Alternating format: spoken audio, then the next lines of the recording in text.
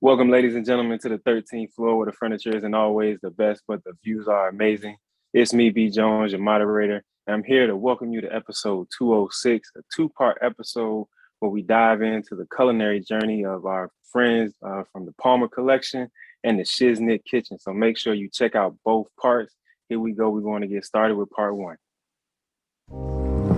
Welcome to where the furniture isn't always the best, but the views, they are amazing. Welcome, ladies and gentlemen, to the 13th floor where the furniture isn't always the best, but the views are amazing. It's your moderator, B. Jones here, and we got a very, very special episode. We got guests coming on the show. We got the Sauce Boss and Shiznit Kitchen coming on a little bit later. Before we get to that, I want to go ahead and introduce my guys. Faison, out in Milwaukee this week. What's happening, brother? Yo, it's pretty awesome to be out here. No, I thought it'd be cold. So I got here and it was hot for Milwaukee. 55 degrees, the sun was blazing. It was pretty awesome.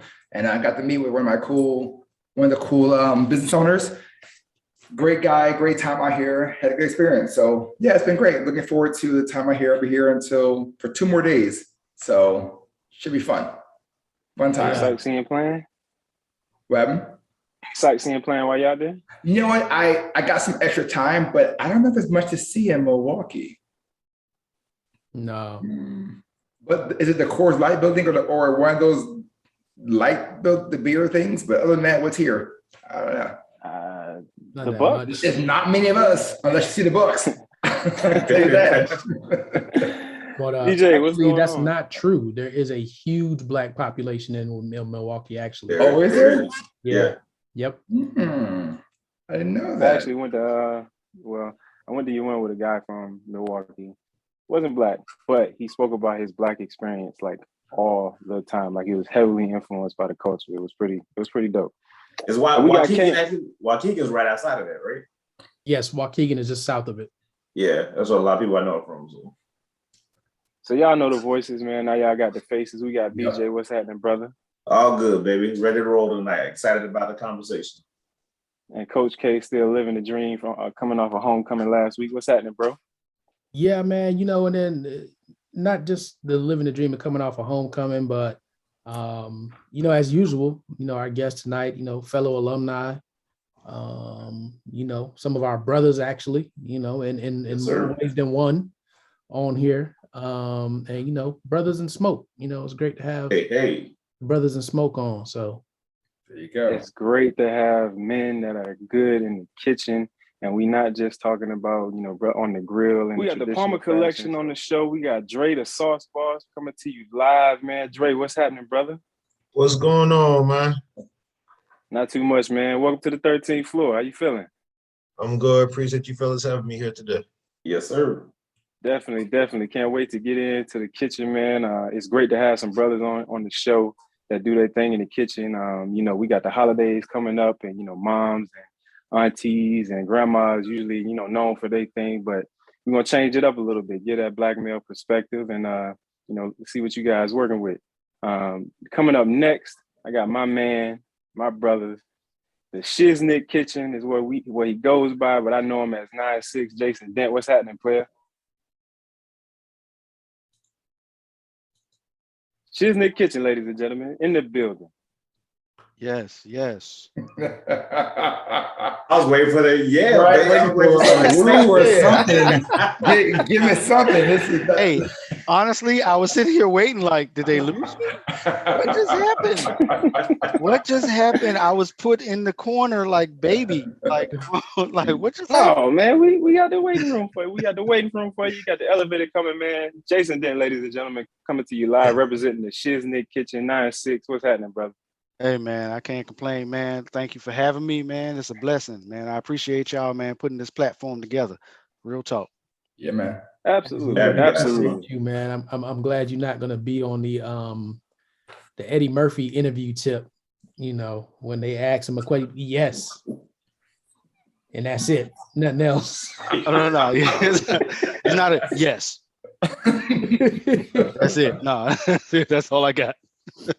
Yeah, man. Listen, man, we glad to have y'all, man. Y'all didn't get to hear the part about Brothers in Smoke, and you know, our brothers in many different ways on here, and just a pleasure to have y'all. And you know, we've been trying to get you guys on for a long time and expose the people to both of your brands, and not only that, but your personalities as well. Just being Black men that, you know, it's not. In addition to all the other bad things they say about us, they also say we don't do anything. We're lazy. We just be waiting to get fed and all that stuff. But in this case, not the case at all. Not the case. Let's not forget husbands and fathers. Fathers.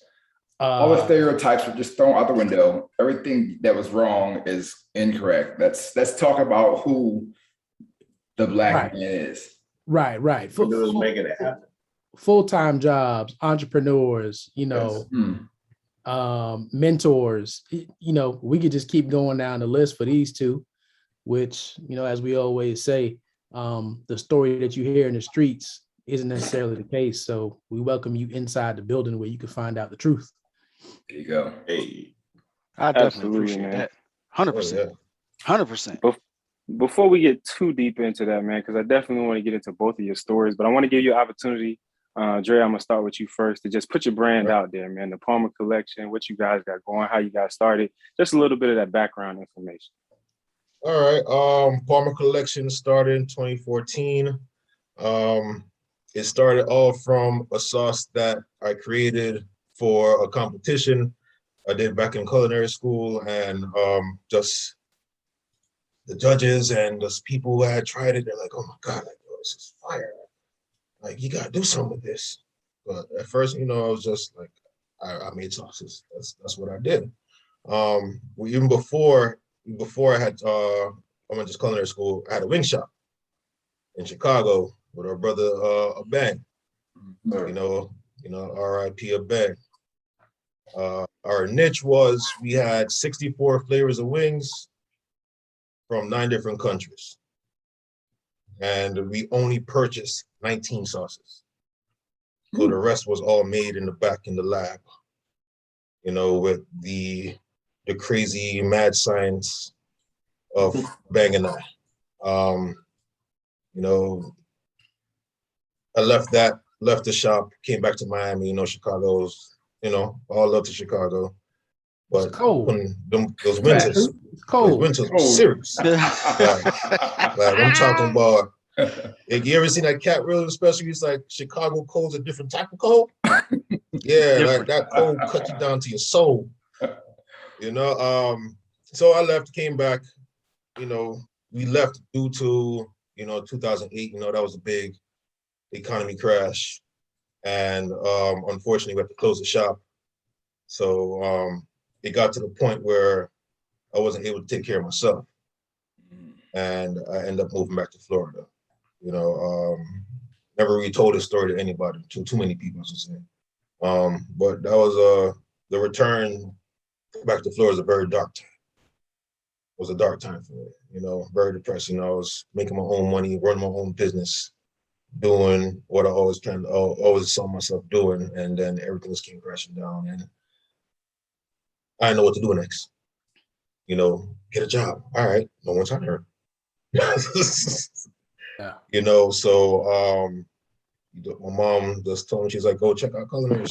You always cooking. So, you know, went to checked out the school. It was cool. Like I liked it. I liked that I could enter a profession and just cooking. Never really thought of that while I was in college. You know, so yeah, so I ended up starting culinary school. You know, started getting my Dre, I don't want to cut you off, but I want to make sure the listeners understand the path, right? Yes. So, college graduate, right? Yes, University of Miami, class of 04, baby.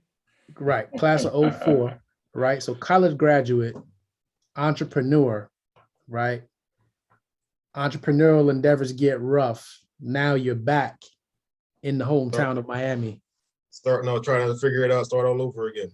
Yes. So then go to culinary school. So I started culinary school. I was like, all right, well, I had a restaurant. It made sense. The next step is be a chef, a real chef. you know. So I did the culinary school thing, and I think it was like 4 or 5 months into it, you know, they had a competition, Salmons of America, and you know, signed up for it, but I was like, I don't know what to do. Bang. Talking to Bang one day, he was like, yo, just do what you did back in Chicago. Sauce it up. You know? He's like, yo, we never did anything with guava. We always talk about doing something with guava. Do something with guava. And you know, just the how Bang and I used to bounce ideas off each other. He'll just bring something was, if something's on sale at Restaurant Depot, he'll just buy it and just give it to me. He's like, make something with this. In about a couple hours, and I have 3 different samples. You know, so he was like, all right, guava. I was like, all right. Like, I don't think I know about guava. I never had it. I've never actually ate the guava fruit by itself. Never. Wow. Lie once. Didn't like it.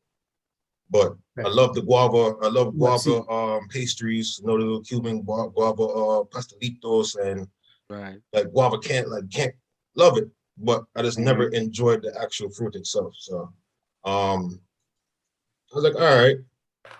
So went home and got into the kitchen and started throwing stuff together. Couple days. Took me a couple days to actually come up with this. Yes, I did it. Actually made it for Salmons of America. So it was a fish made it for salmon.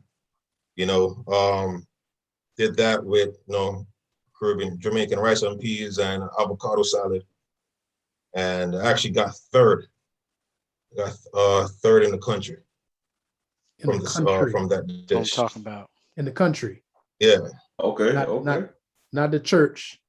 Not the block. No, that's third in the country for whoever Country. entered. Yeah.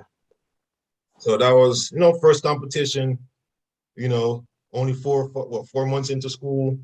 So that was definitely an ego boost. So I was like, all right, just giving the sauce out to people as gifts and whatnot, you know, like, hey, try this. Like, no, this is my new sauce I made.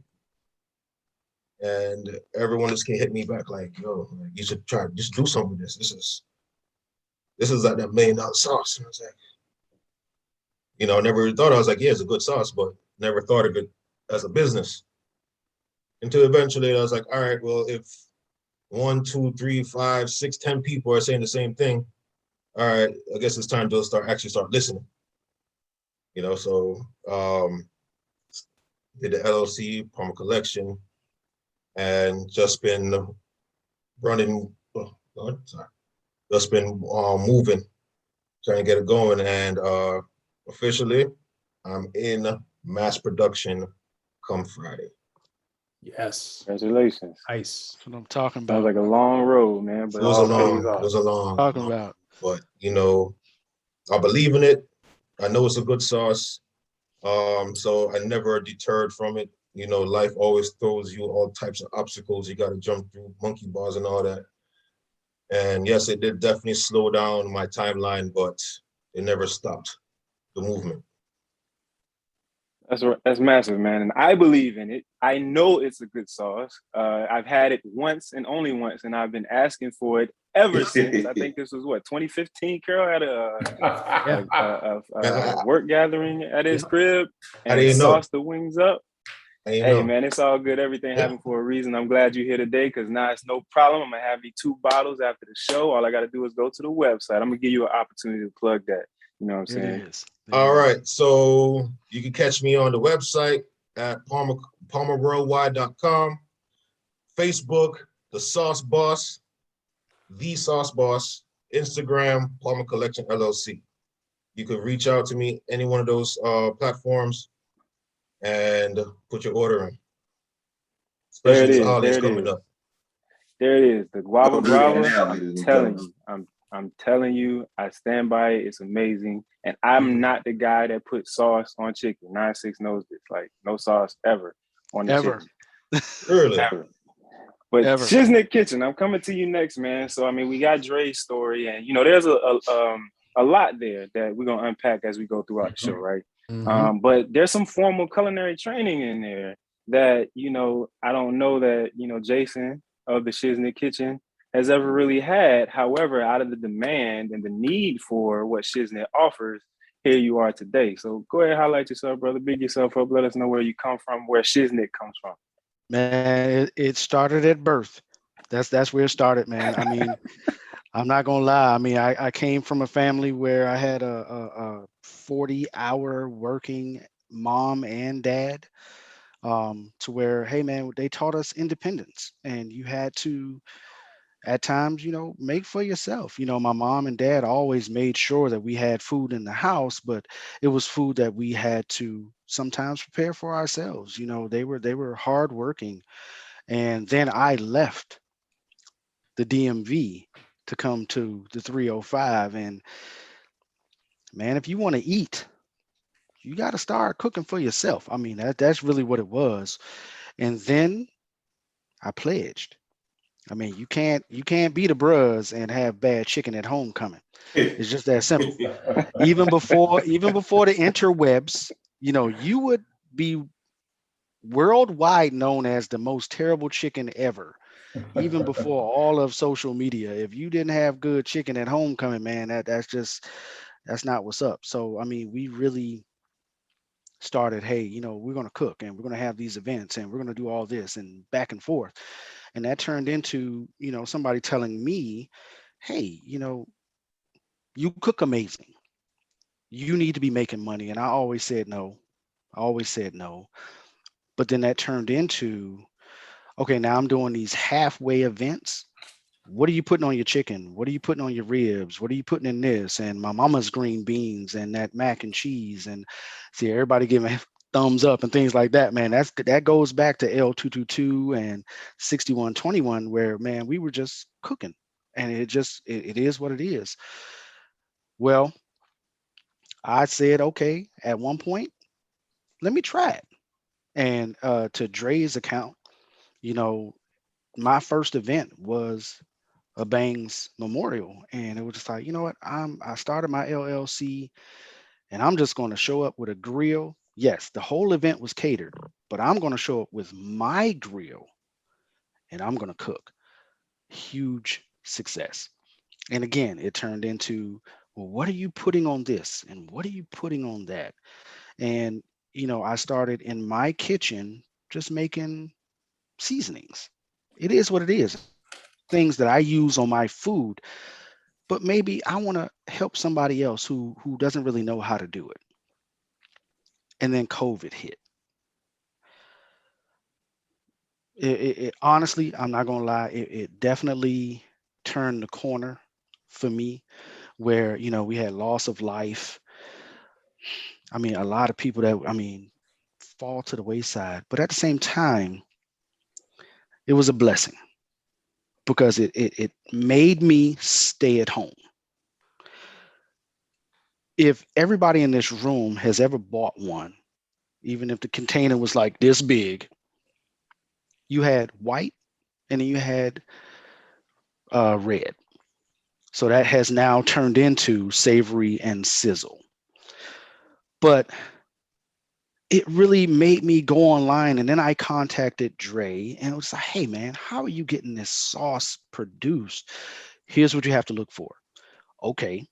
So now I did my first two. I went to a production company, and it was like, oh wow, you can actually make this for me.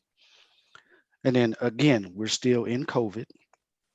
And that just turned into, okay, now I have these other two, Sunshine, Sugar Kiss. Now we have our top four. We produced that and put it out there.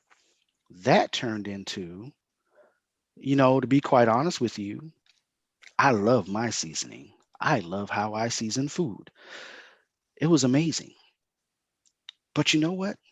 I cook other things as well. I cook jerk. I cook curry. I do all these things that I reach on the top shelf of somebody else. No, let's recreate all of that. Seasoning.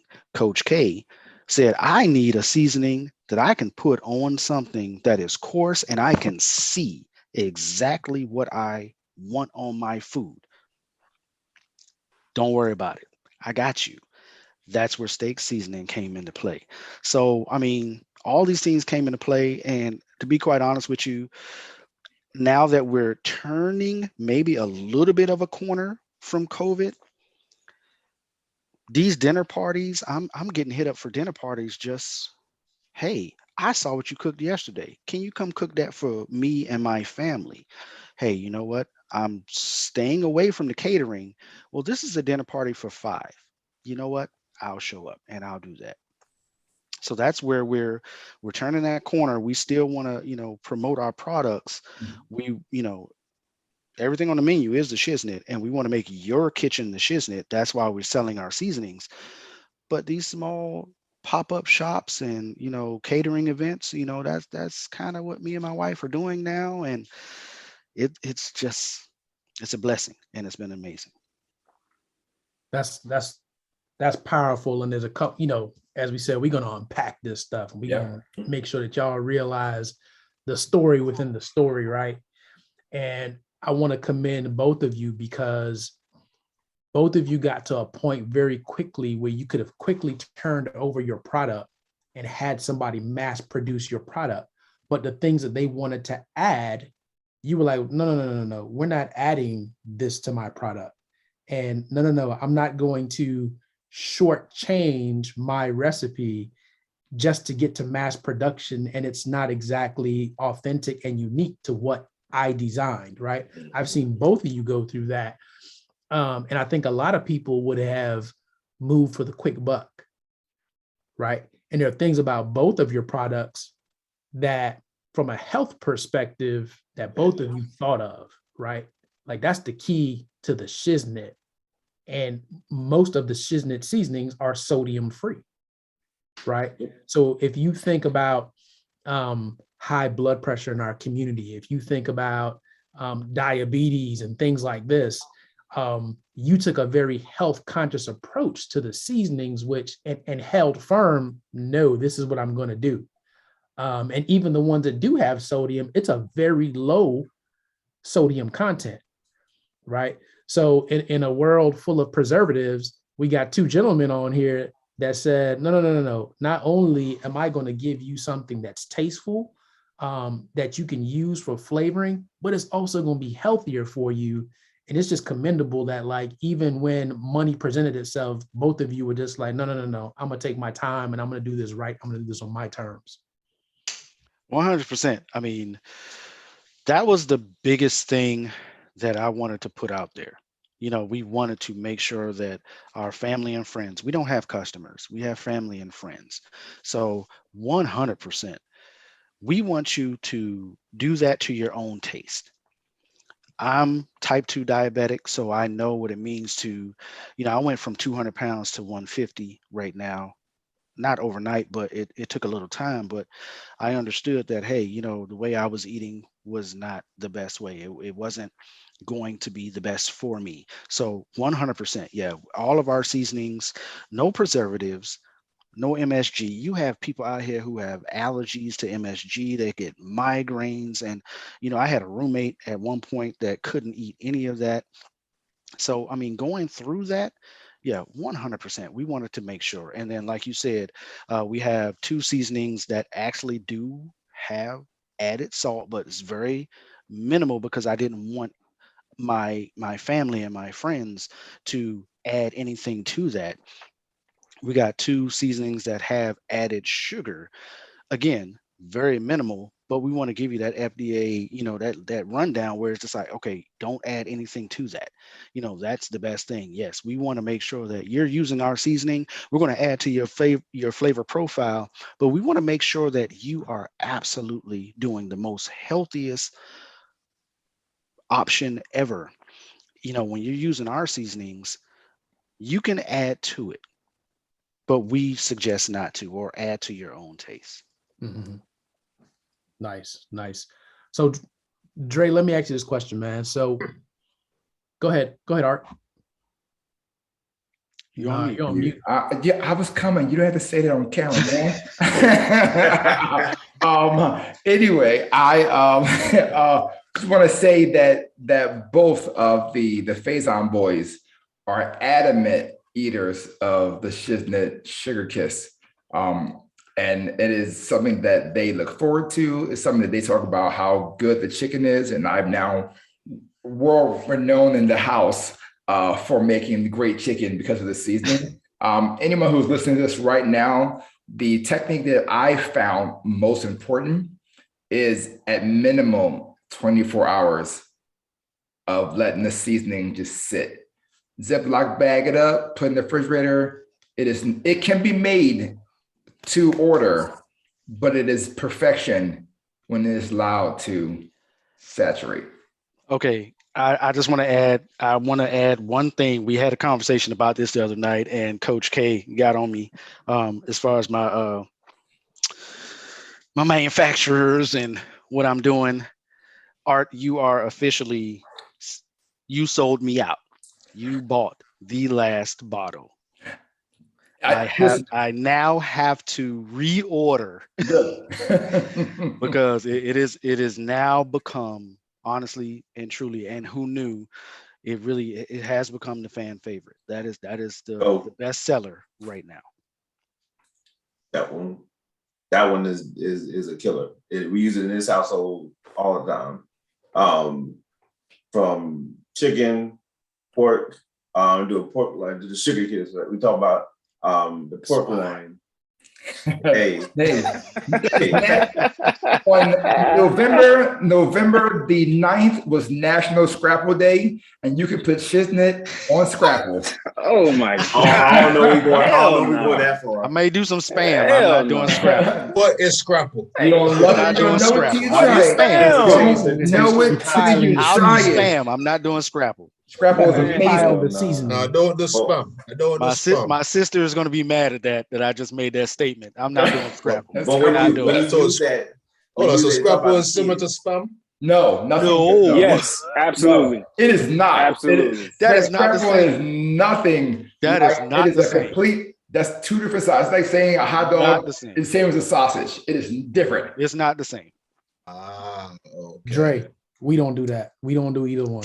No. They make Don't worry beef about scrapple now. So you're fine. I don't. Beef- I beef don't do scrap? spam, so We're not I'm even pretty gonna go sure down I'm that definitely road. not doing scrap. What's Scrapple? Don't Scrapple. worry about that. Right. Yeah, It's don't not ask. Exactly. Don't ask what it is. If I tell you, you wouldn't like it, but just know it's good. Scrapple is the devil. No, don't do that. Mm-mm. Say no I'm gonna more. rein this back in just a little bit. Yeah, I definitely. diverged and I apologize to our loyal fans. I know, right? Sorry, Dre. We started What talking about you think Scrapple. our loyal fans getting mad about? Scrapple? No, Exactly. Ain't nobody eating it. No, they are. They are. Ain't nobody eating Scrapple. Yeah, drop a comment if you like Scrapple. Drop it right Yeah, there. yeah. If you like Scrapple, all 15 of you to listen from Philly, go ahead and drop that. Oh, from Maryland too. From Maryland. My sister Yes, gonna drop something. Exactly. Man, I didn't even know what that was until I got to Maryland. Yes, Man. I still don't know what it is. Hadn't even heard of it. You still don't know what it is. Still don't know. Maryland. Exactly. It's in Maryland. It's Right. here in Atlanta. I saw it in Publix. Scrapple brown is- Now they sugar. sell it in the store. That don't mean we gonna partake in it though. It's Somebody around buying it. everything you It don't. wouldn't be there. Somebody's buying it because if not, it would not be on the shelves. It is Touche. moving. Touche. All right, so let's get back. So Back to Dre. All right. Clearly Sugar Kiss, and I must say, it is awesome when you go to your friend's house, your friends of your friends, and you see the seasoning sitting on the counter. Oh yeah. And I've been in multiple states and seen the seasonings sitting on the counter. And I'll be truthful. The only reason that I didn't steal the shiznit seasonings is because I already have some at home. Right. But if I go to anybody's house and I see Guava Brava, it might get stolen. It's getting I know, stolen. and I know somebody in Atlanta that has it. Whoever you are, if you're listening. Yo, he's listening. girl He's over listening. Protected at all He's costs. listening. I That's gotta why make sure he I have only the bottle invites me until to his y'all come house down at for it. nighttime and has me in the backyard. He doesn't let me inside the house. That's 'Cause why I told got him the I'm gonna gallon. steal his I didn't do the Guava small bottle. That's why I got the big boy. and it's in my fridge right now, and ain't nobody stealing it. That What part of the guava fridge? is fire. Hey, hold on. The one outside or the one inside? Nah, don't worry about that. Don't worry about that. It's the one in the cooler on the shelf. Can't wait. Can't wait. I'm gonna show up to your house. I'm thirsty. Y'all mind if I help myself Go to something to outside, drink? get that water hose. Taking it back to the hey, boy. Easy. Hey, yeah, go ahead. Go ahead, moderator. Get us back on track. Man, I'm gonna try to, man. So I want to ask you fellas, Dre, Jason, since you guys mainstay is in the kitchen, right? You know, y'all do y'all thing. Do you ever feel like people are shocked when they find out how good of a cook or chef you guys are as Black men? Right? Yes. For people who don't know me, so pretty much my wife's friends. You know, they know from when we got together, they know that I was always a chef, you know, but they're always intrigued, or not really intrigued, but curious to what my food would taste like, you know, because everybody, you know, your favorite cook is your mom. So a lot of people compare what you make to what moms make. Like, all right, my mama does it the same way. So when they come over and, you know, they eat something, they're like, oh my God, my mom even don't make it like this. I'm like, yeah, this ain't your mama's food. This is my food. Mama cook like A, I cook like B. Totally different. You know, it's the same, but we're different. You know, but yes, they're definitely surprised. Surprised. Not that of what I make, the spin that I put on things.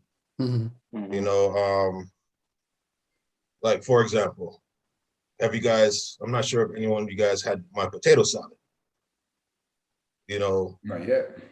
basically, I won't say basic, but no, potato salad, potatoes, eggs, other stuff. Raisin? You know, I'm just kidding. No raisin. huh? No racing. Grapes. Get him out the kitchen. Get him out of No here. raisin. You said grapes, all right, I'm gonna fly to Georgia and fight you. No, but I always try to put my own spin on something, you know, take my culture, my background, and put it on everything. You know, when I cook, I always try to, in my head, I call it jamusa, Jamaica, USA, Jam USA. So I'll take something that's American and I try to put a Caribbean spin on it. So I took potato salad and I added seafood. So now I call it the down under potato salad. You know, because I have lobster, crab, I have shrimp in my potato salad. You know, Caribbean herbs and stuff. You know, so people come over like, oh, I'm gonna get some potato salad. They see it, they're like, what the hell's in your potato salad? I see shrimp. And lobster. And you know, you going, yeah, that's some crab right there. You know, so they're more surprised at how I spin things. I spin the normal dishes. What about you, Jay? I think for me, it goes into the inside cooking versus outside cooking. I mean, I think everybody expects, you know, hey, when you get on a grill or you're doing this or you're doing that, okay, yeah, this is the ribs are going to turn out great or the chicken is going to turn out great. I think it's when you start doing that inside cooking, I think that's when people are surprised, where it's just like, wow, he can really cook and it's flavorful and it's amazing or it's creative. Like he just said with the potato salad, that is creative. I mean, I promise you, I'm stealing that next week. I promise you, I'm going to try to do something. It may not turn out good. I do have seafood seasoning, inside plug, but I am going to steal that because that sounds amazing. But again, when you're in the kitchen and then you have that stereotype where it's always the women. No, not in my family. My the women in my family definitely throw down when it comes to cooking. But again, when you're born and raised in that independence, you have to be able to do the same exact thing. So when you do that, yes, it becomes very surprising. I mean, I've done random events and it's just like, oh my God, that's the most amazing thing I've ever ate. Well, okay, why aren't you doing it at your house? So yeah, it definitely is. It is that eye opener of, well, yeah, when I cook greens, it doesn't come out like this. Or when I cook this, it doesn't come out like that. Well, cook a little off. So for the two of you, rooted in the kitchen, how important is it to you to pass that on to your kids? Like, are you doing it now? Are they taking it in? Or is it just like, nah, daddy gonna cook and daddy gonna always cook, and I'm gonna just call daddy whenever I need somebody to cook? That's my household. Oh, well, I know I have young kids. I have a 3 and a 2-year-old. So yeah, daddy gonna cook. But I thought it would be my daughter, but it's my son, my 2-year-old. He's always the one that's in the kitchen because he's a greedy person like myself. He always want to eat. Every 30 minutes, he needs something in his hand or in his mouth. So when I'm in the kitchen, he's always there right next to me, getting in my way. But I try to teach him. He's 2, so attention spans all over the place. He's someone. It'll come though. But yeah, the exposure. I hope they both, as they get older, they continue to watch. I'm ready to start my YouTube channel with my daughter. I already got her cutting board that says Marley's Kitchen. Nice. Ready. Nice. Ready. If it doesn't work out for her, I'll make one Kingston's Kitchen. There it is. There it is. He's more like me. I got into cooking because I was like him. I was a chunky little boy who loved to eat, and I'm not a very patient person when I'm hungry. Like Snickers commercial, I swear they took that from me. I'm the basis of the Snickers commercial. Whenever I'm hungry, I'm a whole different person, an animal, a beast. And so is my son. So I do believe he will continue because he needs to be able to cook for himself because moms don't cook. And if I'm busy, bro, there's a fridge full of food. Figure it out. You grown, you old enough. Your head is a foot above the stove. Figure it out. That's when I started. So I do believe that it will pass on to them. If it doesn't, I'll pass it on to them. They're gonna learn today.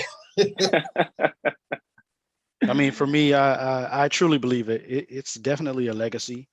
This is something that is definitely going to get passed on.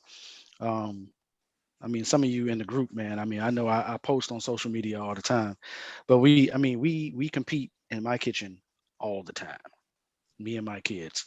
And it could be something as small as a noodle challenge, like who's going to season the best noodles and, who's going to come out better. So definitely it's going to be legacy. It's passed on.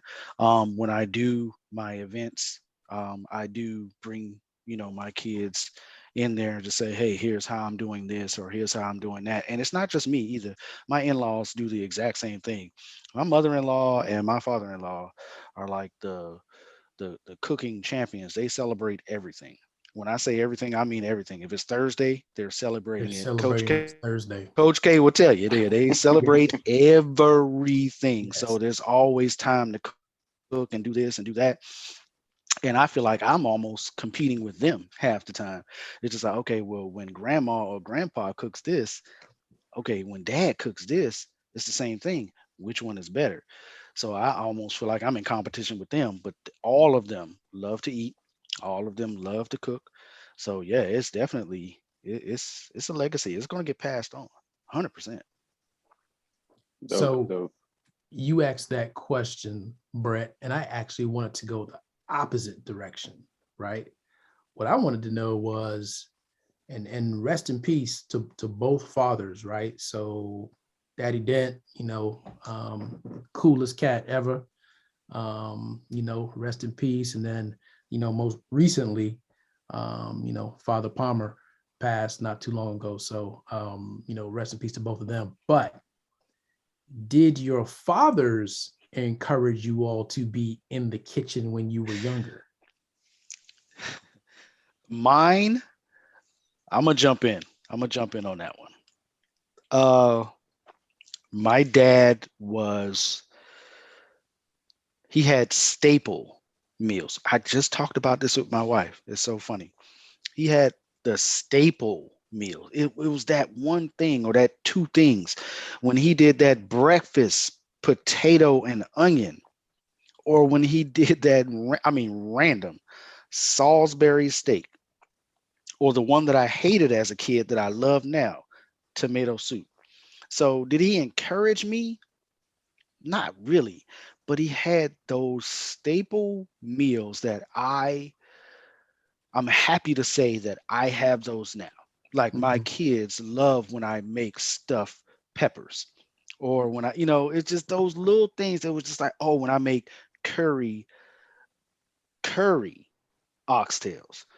It's like it's like a fan favorite. So it's just like those little things. So my dad didn't really push me into the kitchen, but he did show me that, hey, when he made this, I was there. Knife, fork, plate, let's go.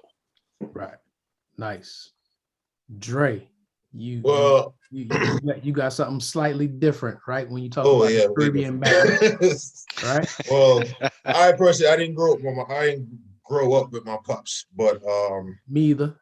my pops was a Rastafarian, so he didn't eat meat. He was straight vegetarian. Actually, he was vegan. All right, so coming up, I know when I was in middle school and beginning of high school, I went vegetarian just because he was a vegetarian. Didn't last very long. Lost a lot of weight, so I had to go back to meat. I'm a meatitarian, but Right. Right. I did almost about 2 years of vegetarian life. Yeah, it wasn't easy. So doctor was like, vegetarian. You don't even like vegetables, so why are you vegetarian? Yeah. I had to go back to meat because I was malnourished at one point. Okay.